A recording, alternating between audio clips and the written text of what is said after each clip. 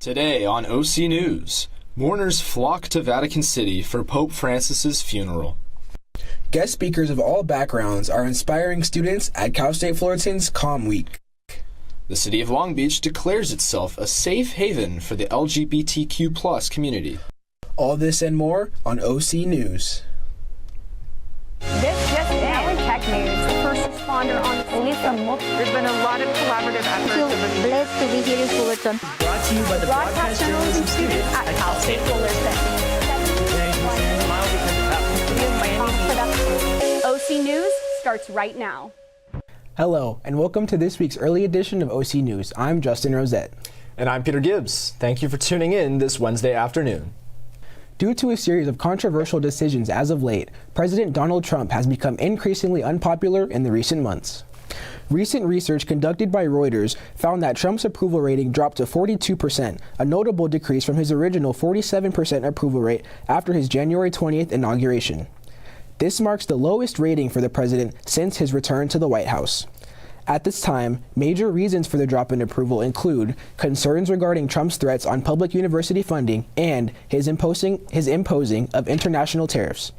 Despite the GOP's continued support for Trump, the poll showed that both Democrats and Republicans agree Trump should follow court rulings, especially from the Supreme Court.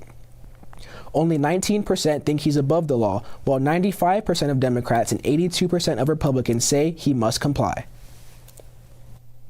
After a period of declining health, the Vatican announced Pope Francis's death on Easter Monday. A public viewing started this morning where the pontiff is being honored at St. Peter's Basilica by thousands of mourners and world leaders. The cause of death was a stroke that put Francis in a coma, leading to his heart failing. He was 88 years old. Born in Argentina as Jorge Mario Bergoglio, Pope Francis was the Catholic Church's first Latin American pontiff. He leaves behind a legacy that featured efforts for interfaith alliances and being outspoken for the poor. The public mourning period will continue through Friday, with the funeral set to take place Saturday morning. Students in Florida are petitioning for improvements to campus safety, including the ability to lock classroom doors manually from the inside. This action comes after Thursday's Florida State University shooting, where 2 workers were killed and at least 6 others were wounded. The suspect in the shooting is 20-year-old Phoenix Ickner, the son of a Leon County Sheriff's deputy. Some of those who survived are also survivors of the 2018 Parkland shooting, further demanding gun reform in the country in addition to increased safety measures. Students who were there for the lockdown reported an inability to lock doors as they attempted to find safety from the shooting, and had to resort to barricading the doorways with chairs and other materials. As of now, the petition on change.org has over 30,000 signatures and is collecting them statewide. Donald Trump's tariffs are once again in the spotlight, with California businesses bracing for the impact. Jocelyn Karate has the report on how these federal policies could affect the local economy. California businesses are feeling the pressure as federal tariffs continue to impact trade and manufacturing costs. And now, Governor Gavin Newsom is taking legal action, suing President Donald Trump over what he calls unconstitutional trade policies. From small manufacturers in the Central Valley, businesses across the state say tariffs on imported goods, especially from China, are driving up prices on everything from raw materials to finished products. The Central Valley has, it grows some of our produce and stuff, but not enough. Otherwise, we would only be getting it from here. I'm standing in a local shopping center where many local businesses say that they will be impacted by Trump's federal tariffs. However, thanks to Newsom suing Trump, we will have high hopes that the California businesses will be protected. As of right now, it's been holding steady, but the winds of change are coming, so we need to try and prepare. But there's no way to really prepare when you don't know from day to day what's going to happen. So it's been very difficult to try and plan for anything, because we want to talk to our vendors. We're going to order shirts this week because we know there's a backstock in the states already. For now, it's unclear how quickly the courts will act, or what relief, if any, will California businesses receive. This is Jocelyn Girarte reporting for OC News. As LGBTQ plus rights face continued debate across the country, one Southern California city is pushing back. Our reporter Delilah Grubaugh has more on the story. The city of Long Beach, one of California's most diverse and populous communities, has declared itself a sanctuary city for LGBTQ individuals. This distinction was made following a unanimous city council vote earlier this month to adopt the motion and officially recognize March 31st as Transgender Day of Visibility. This move comes at a time where LGBTQ rights are facing legal challenges nationwide, with this year alone seeing the introduction of over 500 anti-LGBTQ legislation. I'm in front of the center of Long Beach, a community hub that provides advocacy and support for LGBTQ individuals. LGBTQ people make up over 5% of the city demographic, making Long Beach one of the largest LGBTQ populations in the country.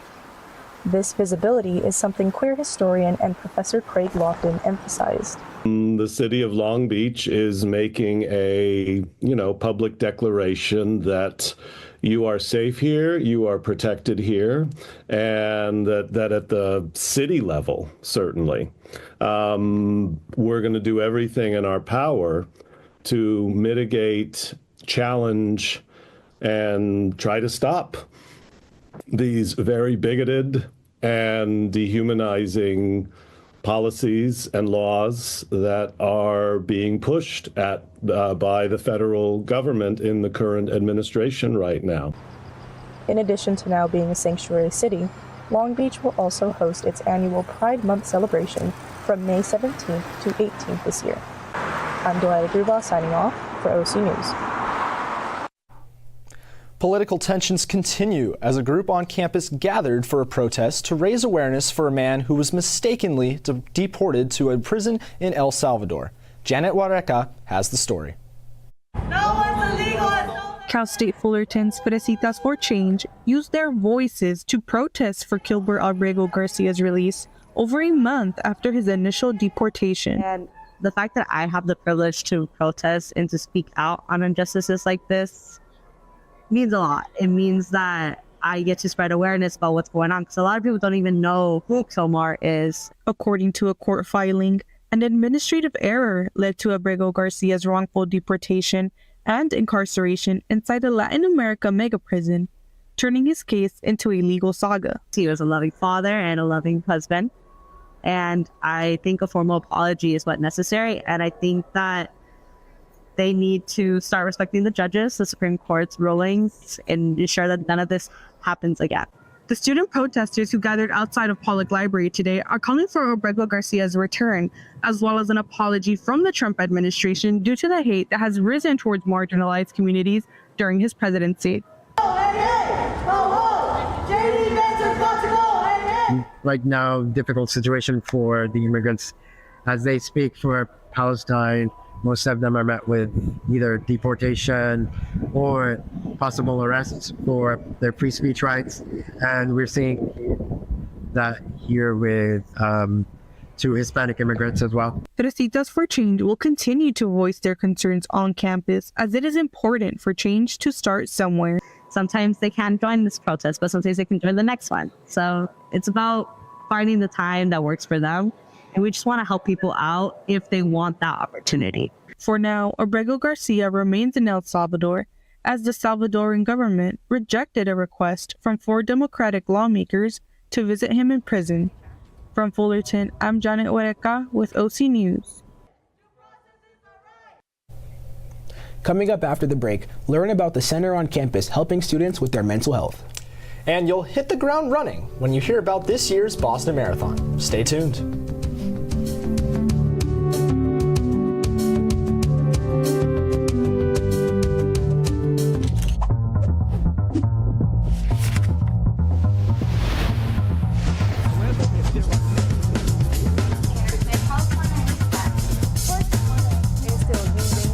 I have a question about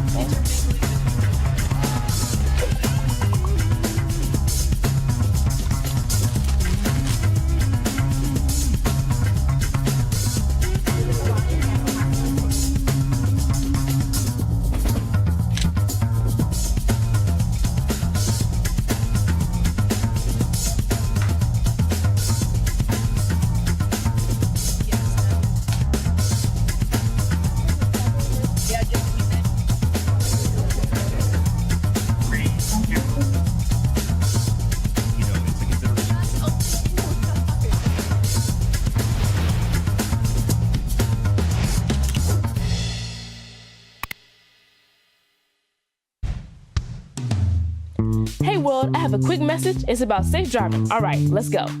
Anytime you're driving, have the seatbelt buckled tight. Both hands on the wheel and your phone out of sight. When not in your hand, trying to text somebody back. Because if you do, your car might get smacked. The moral of the story, just put your phone down. The people on the road will stay safe and sound. Put your phone down, put your phone down. People on the road will stay safe and sound. Yeah.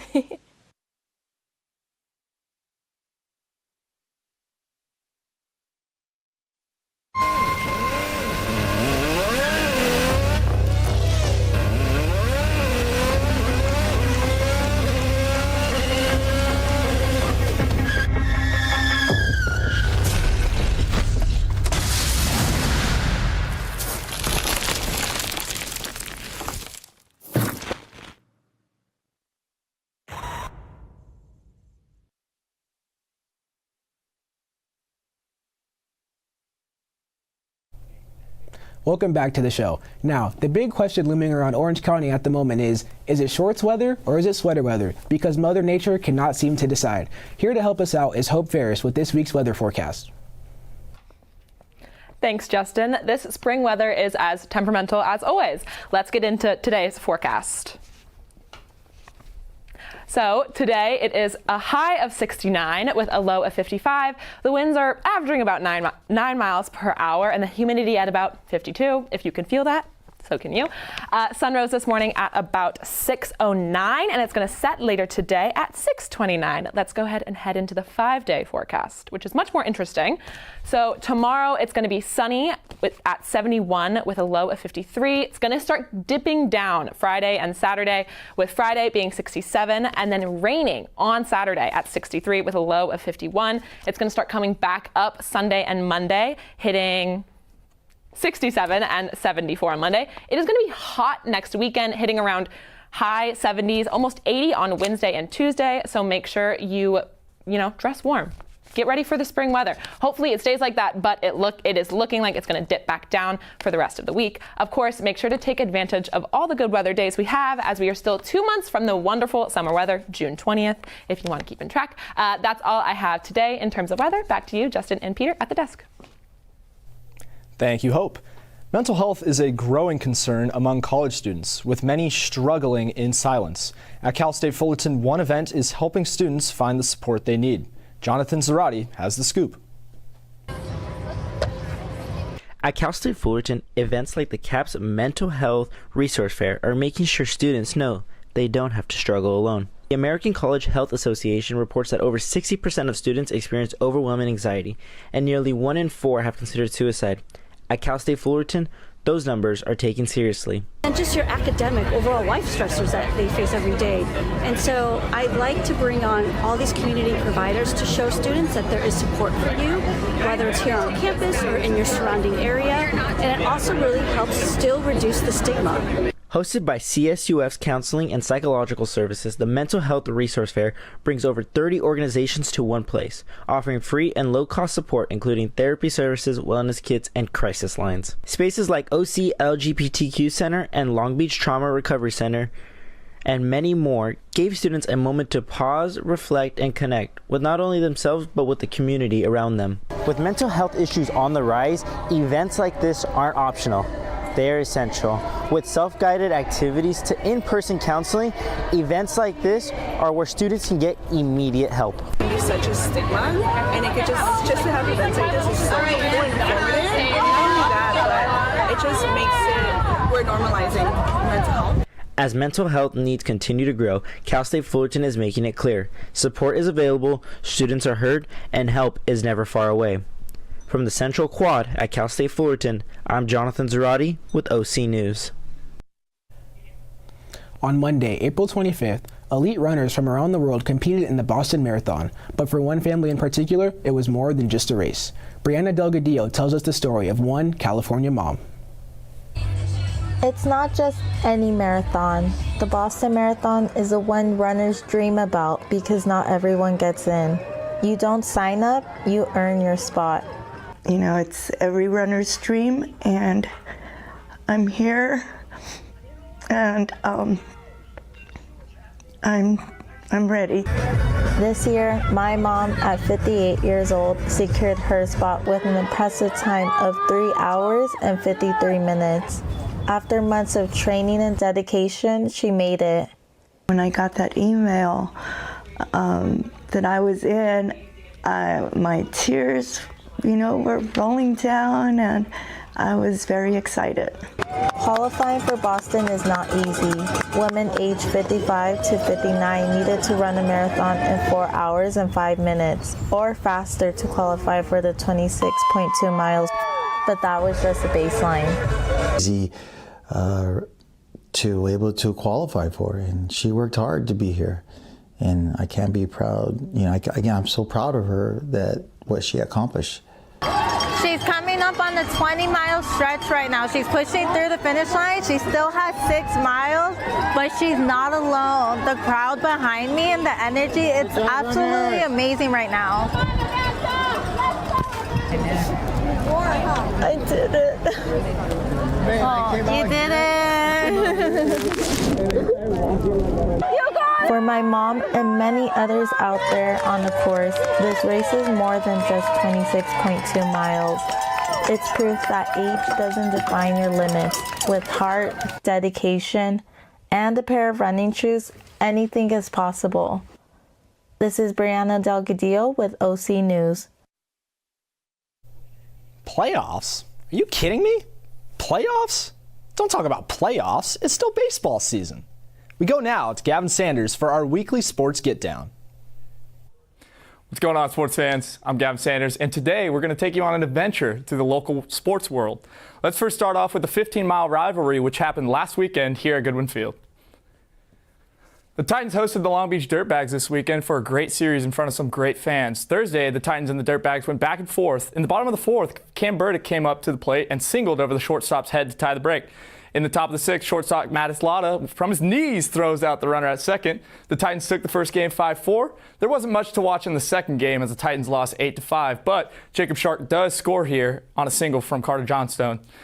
Isaiah Gomez with the bases loaded, chopped one down to third base. Oh, I think that gentleman forgot something as the Titans tie it in the second.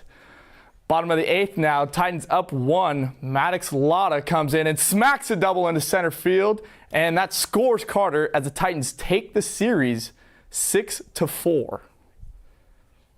Now let's head on down to the Big A, where it was Star Wars weekend for Halo fans as the San Francisco Giants were in town for some good old-fashioned interleague play. As the Angels took Game 1 from the Giants after a classic pitching masterclass from Tyler Anderson, the only bearable thing to watch in Game 2 was this monster home run from Mike Trout, which went 485 feet. And that was beauty. I mean, look at him round the bases. Now in a game determining the series, the Halos went down early, and then Neto crushes one into the rocks in center field. And that's not all he did, as he pulls off this beautiful defensive play as he goes to his left, I think, 360 no-scope, and throws out Flores for a beautiful defensive play. Bottom of the ninth, the bases loaded, and the one and only Joe Adell comes up, and he blasts a double down the left field line. Soler scores, Newman scores the tying run, and Neto unhooks the trailer and is called safe at the plate as the Angels win on a walk-off 3-run double. All right, guys, taking a page out of my buddy's Connor's book, I'm going to give y'all the most beautiful, real, and professional approved 2025 NFL mock draft. Let's get into it. I should have a little graphic behind me, but we don't, so I'm just going to ad-lib from here. First overall is going Cam Ward, obviously. I mean, that's obvious. Then we're going to go down to the Raiders pick. I think the Raiders are going to pick up Ashton Genty. And then, the Bears, they got a lot of holes. I mean, as a Packers fan, they got a lot of holes. But, oh, here we go. Hey, look at that. Here we go. We're going to go, Cam Ward at number 1. Will Campbell's got to protect Drake May, right? T-Mac is a sexy pick from Servite High School, actually. He's going to the Jaguars. Ashton Genty to the Raiders right here. Let's go on down. Who the Bears picking? Is that Amarion Hampton from UNC? It's pretty nice. But then let's go back up to the Bengals, who are losing a lot of their edge rushers this year. They're going to go the kid from Boston College. I think that's a great pick for him. Down to 20, Luther Burden, my favorite receiver in this draft. This guy's a dog. He's going to go to the Broncos, unfortunately. But Shadur Sanders, all the hype in the world. Perfect timing? No. I think he goes to the Steelers at 21. He falls down. Colston Loveland's going to find a new home in beautiful L.A. with the Chargers. And the boys in the green and yellow, the Packers, are going to get Emeka Egbuka from the Ohio State Buckeyes. Going down at 26, another local team going Jalen Walker with the linebacker. 27, shout out my boy Caden at home. You guys are going James Pierce, I promise you that. And then 30, Shamar Stewart, a guy that didn't have much production, but he's got some raw talent. And then 32, I mean, the most Eagles obvious choice, Benjamin Morrison. They always get a dog at the DB position. But anyways, guys, thanks for tuning in. That's all I have for the week of sports. Get down. Back to you guys at the desk. Thank you, Gavin. I'm really hoping that the Rams just pick something good. That's all I care about. But when we return, we find out just how long it's been since the very first YouTube video. And we hear all about the Super Slam SmackDown moments from this weekend's star-studded WrestleMania. Stay tuned for more.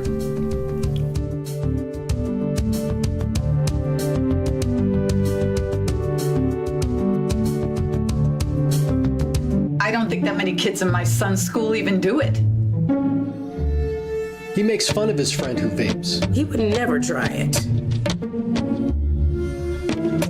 She's into soccer. She's on the honor roll. She's just not the type. No way. No way. No way. No way. My kid would never vape. Get your head out of the cloud. Today, nearly 8,000 kids will start vaping. Maybe even yours. Learn about the dangers at talkaboutvaping.org.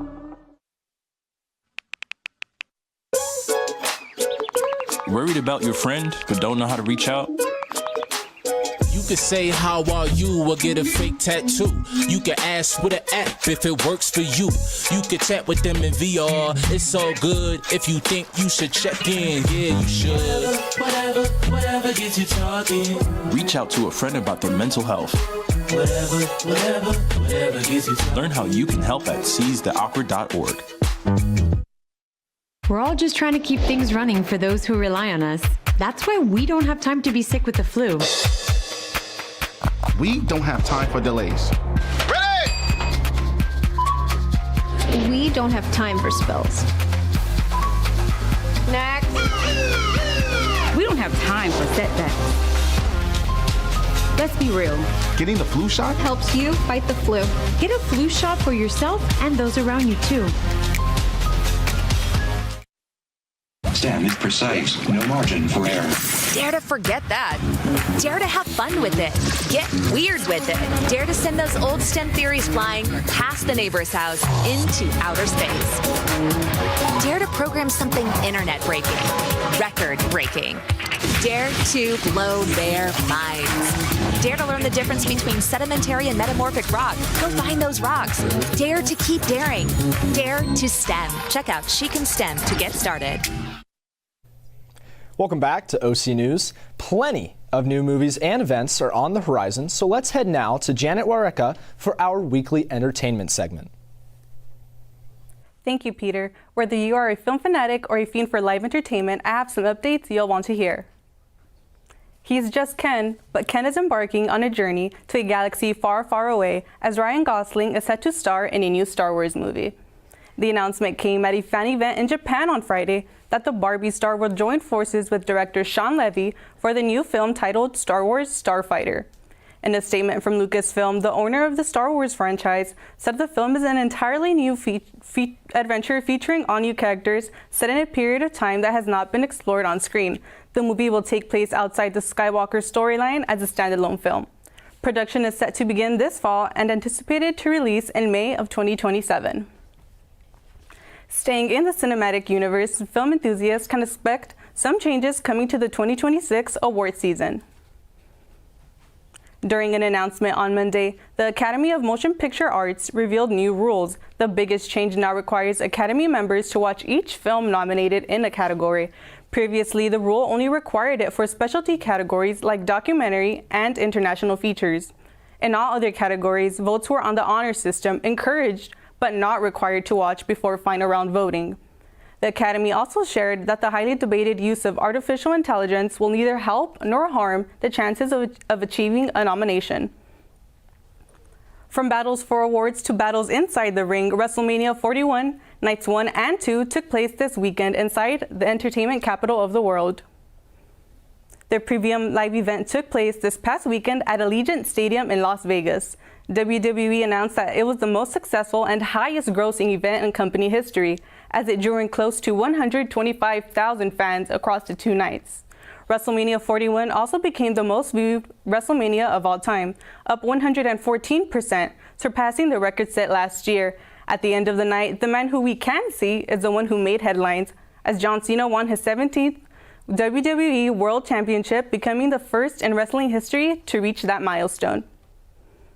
That's all the entertainment news I have today. It seems like my time is up, but Peter and Justin, your time is now. Thanks, Janet. Even though John Cena recently betrayed the fans, I couldn't be more happy that he won his 17th world title. Now, on to a wild internet milestone, a moment that pioneered the era of online video sharing and changed the way we consume content forever.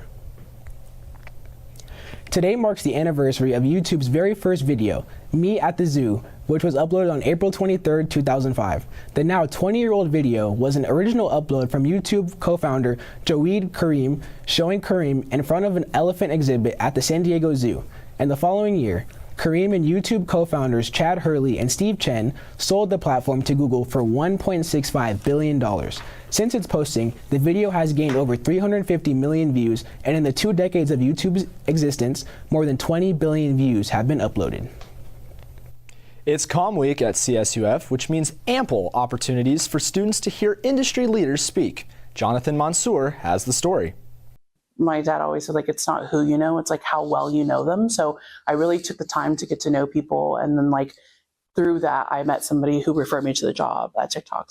Vivian Fan, Music Senior Partnerships Manager of Sound On at TikTok, returned to Cal State Fullerton Monday to speak during Comm Week. I really wanted to be transparent, honest to the students about the music industry and my journey and what it takes to get there. What is the climate of the industry today? So it is really special to come back somewhere that helped me grow so much into the personality that I am, and also the career that I have, and just talk to students where they're at, I was at before. Students will be able to listen to many different guest speakers throughout the week, whether it's in PR, journalism, or entertainment. Comm Week has everything.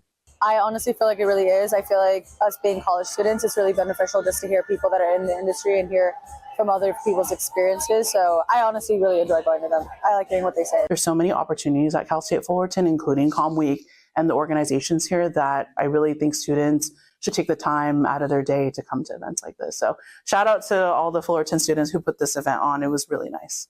Well done. Comm Week continues through Thursday, concluding with a Comm Department Award ceremony that evening. Reporting for OC News, I'm Jonathan Mansour. Last Thursday, springtime was in full bloom, and at the Cal State Fullerton Arboretum, so were small businesses. Our reporter Daniel Tinoco has more on the story. The Garden Flea Market, hosted at the Cal State Fullerton Arboretum, is an annual student-run event filled with good food, lively music, and an opportunity for small businesses to expose themselves to new audiences. I think it's important to have these flea markets for small businesses because it creates a lot of exposure for these small businesses, especially within our local community. The market, hosted by the Event Planning and Management class, provides a platform for local small businesses from within the community to showcase their products. The event also brings awareness to the Arboretum itself. The Fullerton Arboretum is a perfect resource for both students and members of the Fullerton community to enjoy nature and relax. However, not many know that it is in fact on the CSUF campus. Dr. Jasmine Phillips has this to say about the importance of hosting events here at the Arboretum and what it does for its awareness. So one of our goals is to get students to come out and explore this resource that's right here on their campus.